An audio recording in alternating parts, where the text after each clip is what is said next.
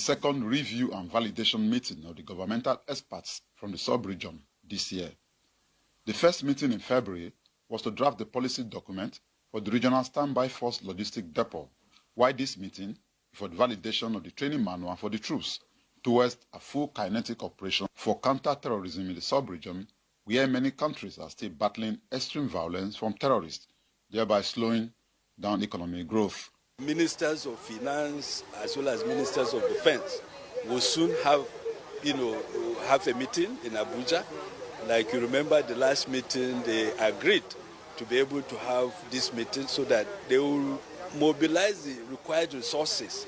To activate the ECOWAS Standby Force in its kinetic form will require substantial injection of resources. The main aim of this training policy was to ensure a consistent and effective training of the troops that will form up the ECOWAS Standby Force. Training comprises both education training, individual training and collective training, and military exercises. The ECOWAS Standby Force for Counter-Terrorism is one of the key programs of the ECOWAS Commission designed to restore peace to troubled parts of the sub-region to advance its objective of a prosperous region. In Abuja, Kelvin Ewunwaye, NTA News. In recent years, a growing number of Nigerians have been found serving in foreign armed forces, raising serious concerns about national security and loyalty. Defense correspondent Olajide Bello spotlights a new campaign urging citizens to consider the deep implications of this trend. From Ukraine to the Middle East, reports of young Nigerians enlisting in foreign militaries are on the rise. Lured by the promise of better pay, foreign passports, or a way out of poverty, many believe they are choosing opportunity, but at what cost? My first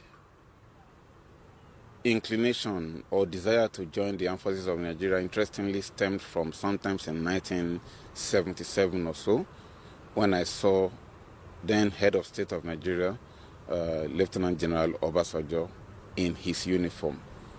I felt attracted. Retired Air Vice Marshal Olatukumbo Adesoya, a former Nigerian Air Force spokesperson and defense attaché to Russia, has become the face of a new national campaign addressing this issue.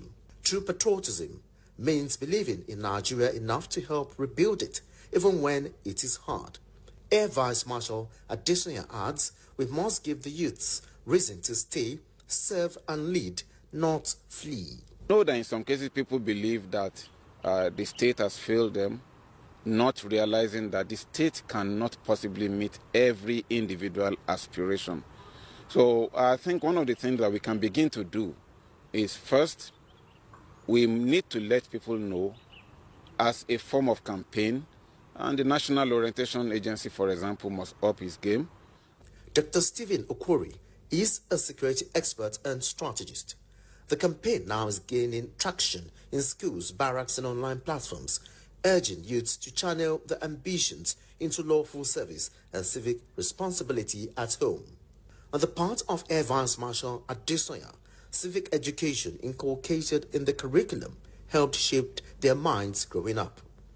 While for Stephen Okwori, the days of mass mobilization for self-reliance, social justice and economic recovery, MAMSA, should be reviewed. When it used to be MAMSA, I recall very vividly when I was growing up, there is this vehicle that is called station wagon, 504 station wagon.